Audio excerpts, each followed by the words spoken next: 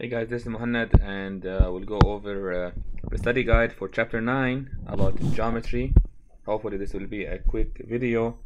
So without further ado, the first problem, so problem 1, basically we have a circle with a radius, and the radius is equal to 11 inches. So we need to find the area, and the unit is very important. So the formula is pi times r squared, which is simply 3.14 multiplied by 11 squared. But notice that the unit of the 11 is what? It's inches. So I can safely say it's 11 inches squared. And that's why the area, the result, the answer, you will have the number 3.14 times 11 squared, and you have this inch squared. So the unit for the area is inches squared. Very important. An answer without a unit is like having a first name without a last name. So it's definitely an incomplete answer. So one of the cool things about when you multiply by 11, I know it's a tangent, but it's a cool tangent, is to simply have one here, and in between this digit is the summation of 1 plus 1. So 1 plus 1 is 2. So the answer is 121. So let's say if you had 14 times 11, you can put 1 here and 4 here, and here the digit will be 4 plus 1, which is 5. 154. But that's outside our discussion, but it's a cool information. So the area is 3.14 multiplied by 121. I go to my calculator. 3.14 multiplied by 121. The answer is 379.94.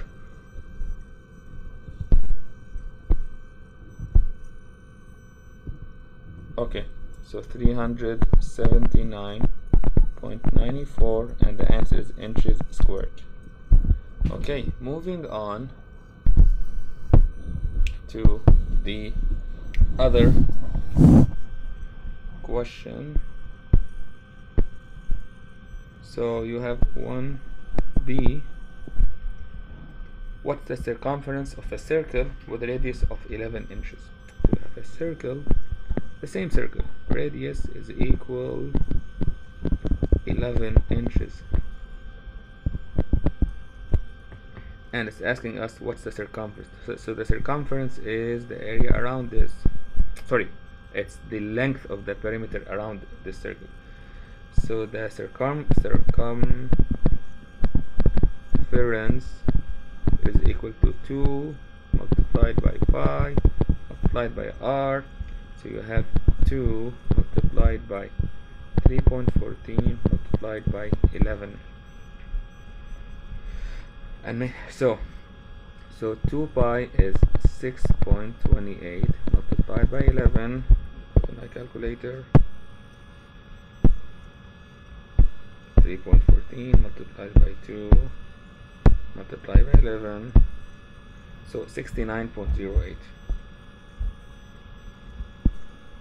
69.08. The unit is inches, because if you notice, 2 is a number, 3.14 is a number, and this is 11 inches.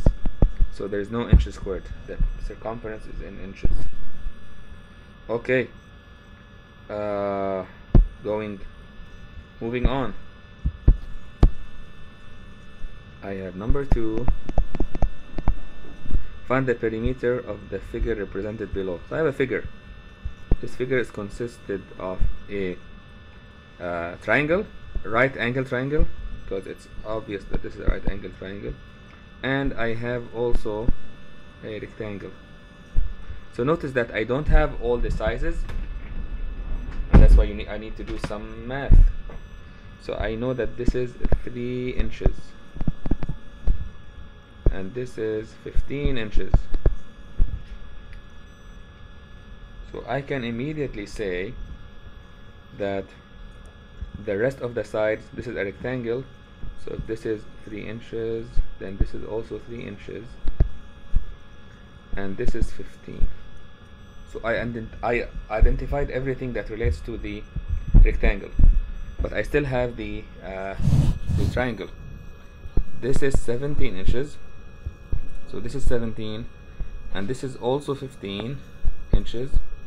I'm left with this guy. I don't know what that is, but I remember there's a formula called the Pythagoras Formula that says A, B, C. So the length of the side facing the right angle, C squared, is equal to A squared plus B squared. Now, in this case, my C is 17. So 17 squared is equal to A squared, which is unknown in this case. This is my A, unknown, and B is 15. So A squared is equal to 17 squared minus 15 squared. Go to my calculator. 17 squared is 289. 289. 15 squared is 15 squared is 225. 225. So 289 minus 225. 289 minus 225 is 64. So this is 64, and this is, remember, A squared. So A is square root of 64, which is 8. And again, the dimension is in inches.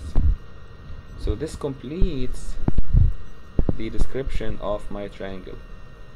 I have this side equal to 8, this is equal to 15, this is equal to 17. One of the ways to check my answer, and it's always useful to check your answer in these problems, simply to rewrite 8 squared plus 15 squared and confirm if it's equal to 17 squared.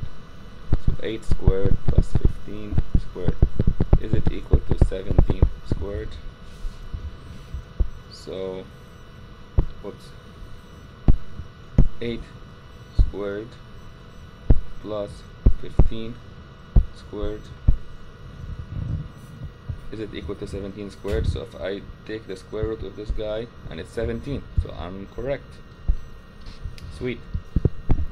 So now I identified my triangle and I'm done. No, I'm not done, of course. So I know this is the dimension of my triangle and this is the dimension of my rectangle. 3, 15, 3, 15. I still have to remember, the question was find the perimeter of the figure, so I want the external sides only. So the perimeter. So now I take this plus this, I add them together. I know this is 8, this is 15, this is 17, this is 15, this is 3, this is 3. Guess what? I want the perimeter. So what I want, I want the outer dimensions only. So this will be 8 plus 3 plus 15 plus 3 plus 17. That's my answer. 17 plus 3 is 20, and 8 plus 3 is 11 plus 15. So this gives me 26 plus 20, that's equal to 46 inches. And again, since I'm adding, this is 46 inches only, not inches squared. So that's my answer.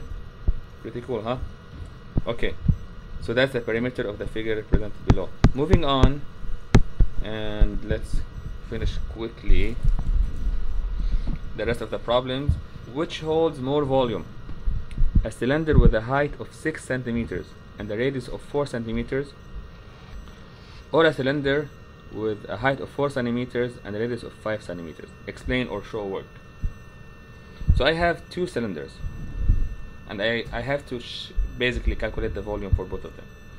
So the first one has a height of 6 centimeters, 6 centimeters, and radius of 4 centimeters.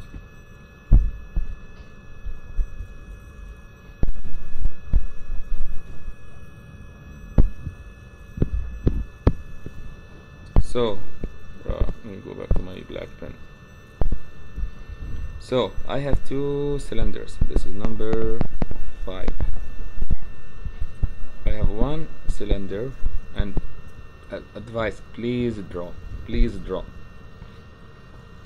The height is 6 centimeters and the radius is 4 centimeters. That's cylinder 1. And another cylinder with another height. So this has a height of 4 centimeters but a wider radius of 5 centimeters. So calculating volume of cylinder 1, and the volume is, remember, the idea of a volume of a cylinder, imagine you have the area of the circle, and then you put another area of the circle, then you put another area, and you put them on top of each other. I know it's not the best drawing, but this is what makes the volume. So the volume of a cylinder is equal to pi times r squared, which is the area, multiplied by h. As simple as that. So volume 1 is equal to pi multiplied by r squared. This is my first r, 4 squared, multiplied by h, which is 6. And since the dimensions are in centimeters, so let me confirm the unit one more time. Let me make sure that repeat, the unit is very important. This is multiplied by 4 centimeter squared multiplied by 6 centimeter. So this will end up in having pi multiplied by 4 squared multiplied by 6, and you have the centimeter squared multiplied by centimeters, so you have centimeter cube. That's the unit of my volume. Now I don't have to evaluate really the answer. I can just keep the numbers alone and keep it in terms of pi. So this will be pi multiplied by 16 multiplied by 6 centimeter cube. So instead of carrying an ugly number, I can simply, and you will see in a second why it's enough to do that, 6 multiplied by 16, 6 multiplied by 16 is 96.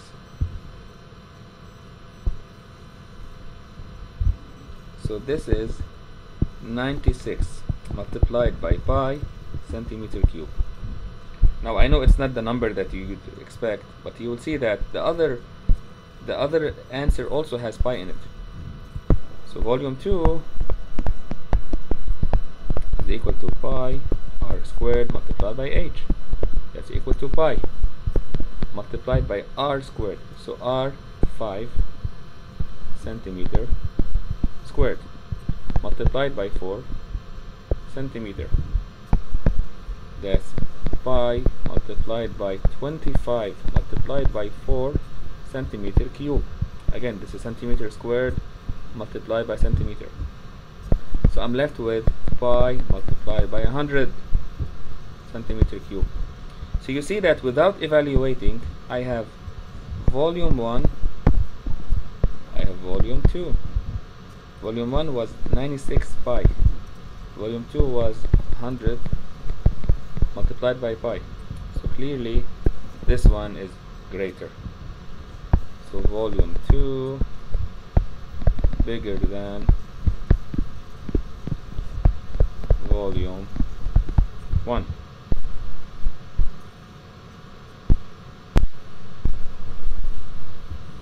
Okay, moving on. Okay, find the area. So question 6, find the area of the figure represented below. So I need an area, and as you can see, this is composed of multiple shapes. I have this guy, I have this guy, and I have a semicircle. Okay, so what do I have? I have 5 centimeters, which is this. So I can safely assume that this is also 5 centimeters. This is a rectangle. And I was told that this original distance, so let me use another color. So I was told that this whole distance is 9 centimeters. So the remaining dimension is 9 minus 5, which is 4. Okay, very good. Now again, I have this diameter 3 centimeters. Remember, this is the diameter. This is the diameter D. So this means the radius is half of it. It's 3 over 2, which is 1.5. So if this is true, this is 3 centimeters, then this is also true, 3 centimeters. So notice that if this is 3, then the opposing side is also 3, and I can define the whole rectangle, yeah. So the first rectangle is identified. I have 5, 3, 5, 3, and the area is the length multiplied by width, 3 times 5, whoa.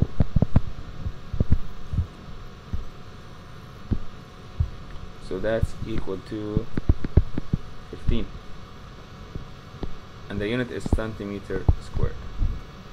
Now I still have to identify the area of this guy and this guy. So what do I know about the other shapes? Use another color. I know that for the triangle, I know that this side is 3 and this side is 4. So do I need to calculate this side? Definitely not. FYI, it's a cool triangle. Actually, it's a 3, 4, 5 triangle. So 3, 4, 5. I can use the Pythagoras theorem to confirm. But guess what? I don't need the Pythagoras theorem. The area of a triangle is equal to base multiplied by height divided by 2. And the whole idea is that you identify a vertex, one of the 3 angles, and you draw a perpendicular line. If this for this, so I can name this to be my height and this will be my base. So simply for this guy, the area is 4 multiplied by 3 divided by 2, and that's equal to 12 divided by 2, that's 6. What's my unit? Centimeter squared. So I got this triangle, I got this rectangle, I'm left with the semicircle. Okay, the area of a circle is pi r squared. Remember, what's my r? 1.5. Don't make that mistake. So pi multiplied by 1.5 squared, that's equal to pi multiplied by 2.25. 2.25. Unit? Centimeter squared. Now this is the area of what? Of a whole circle of radius equal to 1.5. I don't need the whole circle, I need half of it. So whatever result I got here, this should be the actual area. So this is area of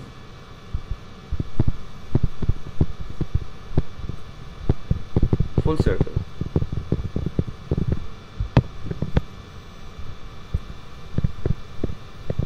Area of half circle is equal to pi multiplied by 2.25 divided by 2. And let me calculate what that is. pi 3.14 multiplied by 2.25 divided by 2, 3.53. So that's 3.53 centimeter squared.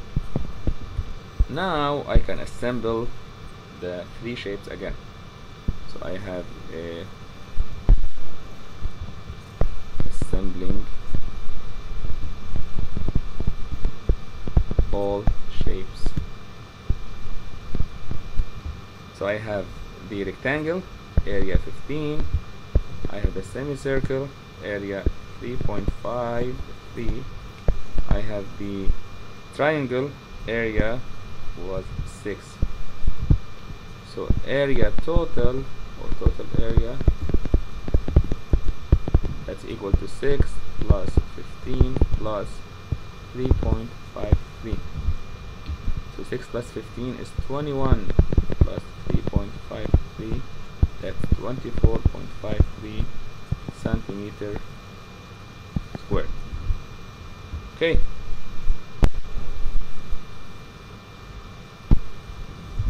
Okay, so two more problems.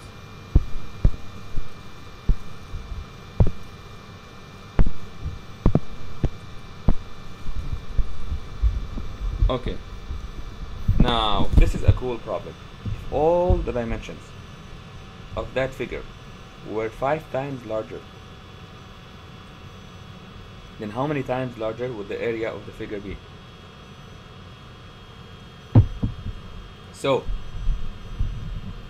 here's what I need to do. Everything is magnified. So again, draw. Don't take shortcuts. Draw and make sure that you got the right understanding. This 3 and this 9 and this 5. What's gonna happen to all of them? They are 5 times larger. So this is multiplied by 5 and this is multiplied by 5. Whoa. And this is multiplied by 5. So what's gonna happen to everything? Again, this will also be multiplied by 5. And since this is, so this becomes 25, the total length, and this is 45, and this is 45 minus 25, which gives me 20. This is 20, this is 15. So what I need to do is to, I don't have to really draw it again. I just have to bring the 3 formulas that I did before. So for example, the area of the triangle was base, triangle area, base times height divided by 2. So now my new base is 4 multiplied by 5, right? Which is my 20. This guy here. Multiplied by height. The new height is 3 times 5. 3 times 5. All divided by 2. So this is, if you rearrange this, so I can always calculate it, but I need to be smarter and try to get the right answer faster. So look what's happening here. I have 4 times 3 divided by 2. I'm recollecting the terms, the 4 and the 3, and then I have 5 times 5. Notice? So this is 6 multiplied by 25. 6, if you remember, was my old area of the triangle. So what happened is that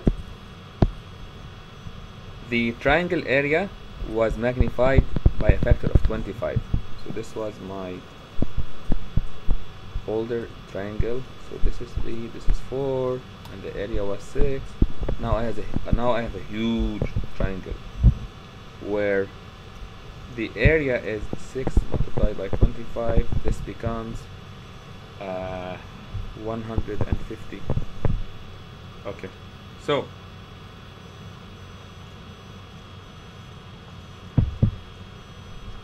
So I can safely say that the same thing will happen to all of them.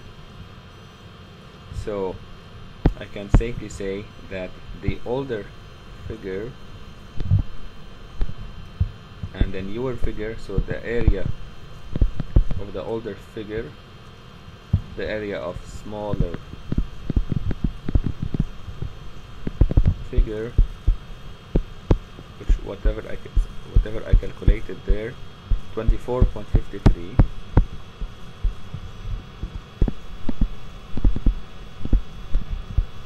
so the area of bigger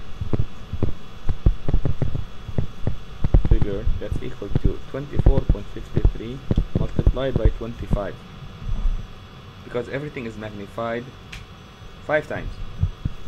Now I'm gonna confirm this, don't worry, okay, I'll show you how you can confirm this. So 24.53 24.53 multiplied by 25, the answer is 613.25. 613.25. Answer is centimeter squared. Now how can I confirm this? I have to do it the old school way. So confirming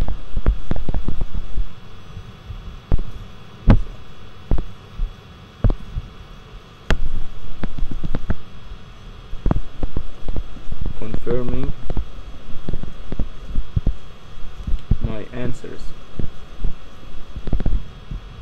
for the bigger triangle, big triangle, I already calculated the area.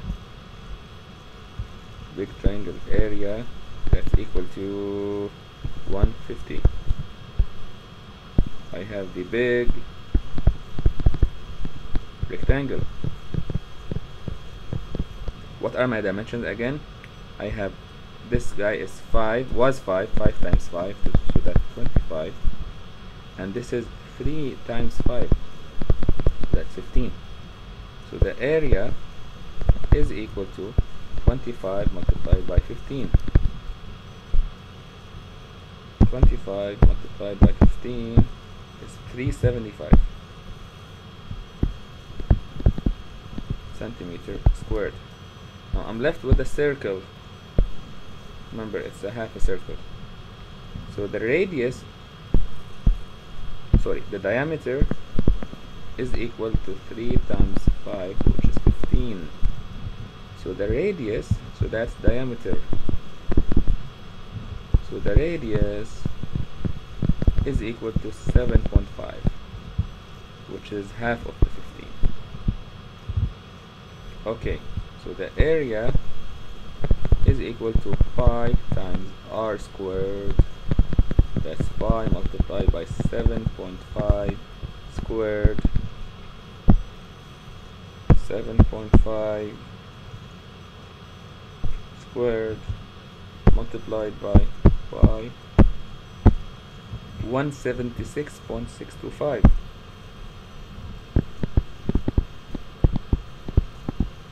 Now remember, this is the area of the full circle. So what you need is half of it. The area of the half circle is equal to half of this area. 176 divided by 2, 88.3. Okay, so what do I need to do is to sum them, and remember, confirm that my number here is correct. If not, then I will be in trouble. Okay, so confirming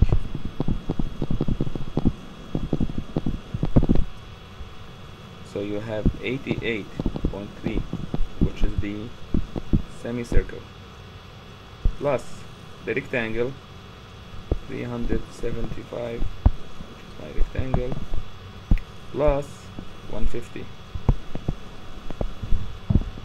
So 150, 88, 150, and 375. plus 150 plus 375, and that's my answer, 613.3125. I'm not making anything up. 613.31.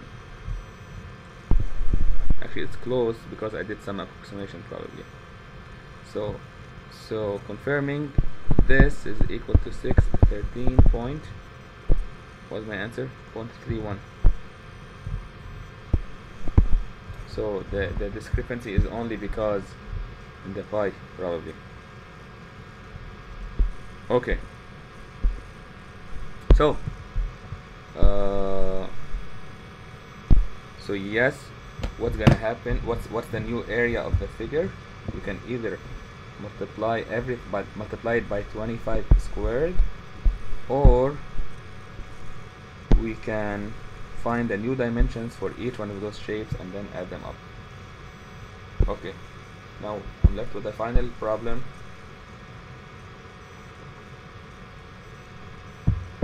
Okay, so a factory, that's problem 8.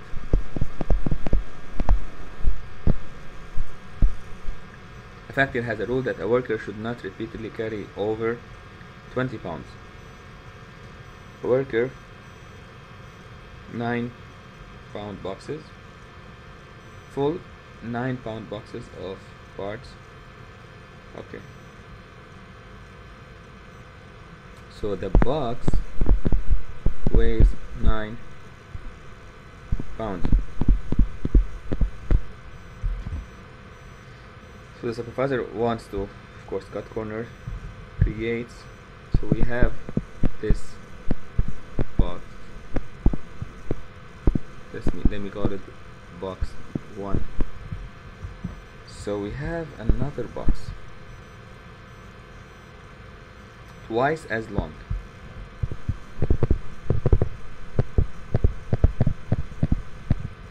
twice as wide, twice as high. So I have length, I have width, I have h. I have a new box which is way bigger, way wider,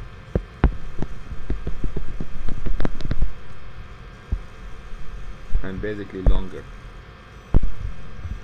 So you have 2 times L, 2 times W, and 2 times H. The supervisor argued that since the box is twice as big, that it will be twice as heavy when full and within the rule. So the question is,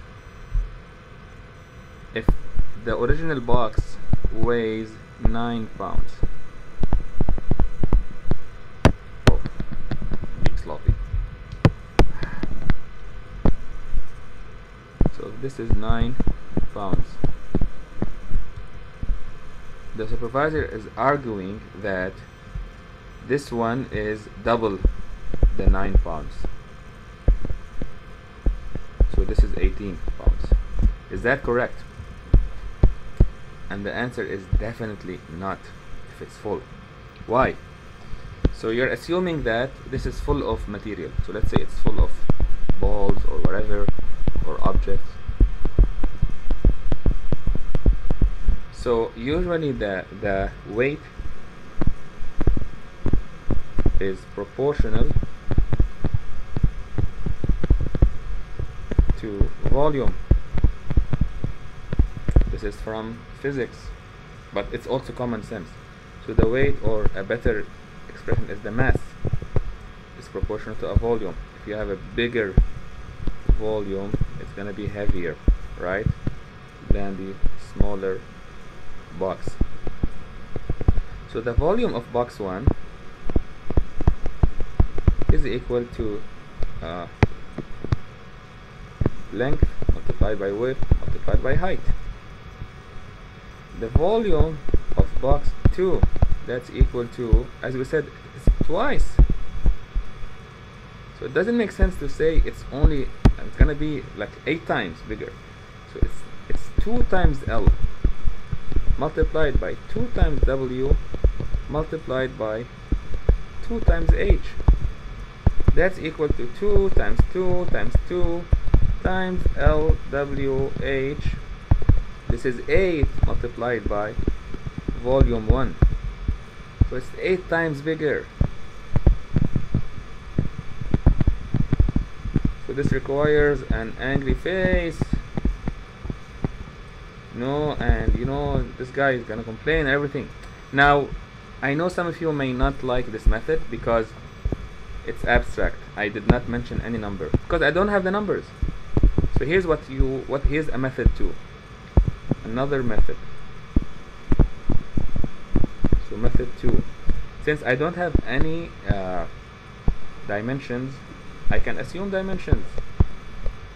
Assume dimensions. I know what you guys think about assuming is bad, but in math, assuming is always good. So assume dimensions. Assume that L is equal to 2, W is equal to 4, and height is equal to 5. So that's your L, 2, W, 4, H is 5. So the problem statement says that this is volume 1. If you have another one, this is L1, this is W1, this is H1, L2 is twice, that's 4, W2 is twice, 4 times 2, that's 8, H2 is 5 times 2, that's 10. So find volume 1 and find volume 2. Volume 1 is equal to 2 times 4 times 5, that's why I chose easy numbers, 8 times 5, and that's equal to 40. Now volume 2 is equal to 4 times 8 times 10, that's 32 times 10, that's 320. Sorry, I'm mentioning the first name without the last name.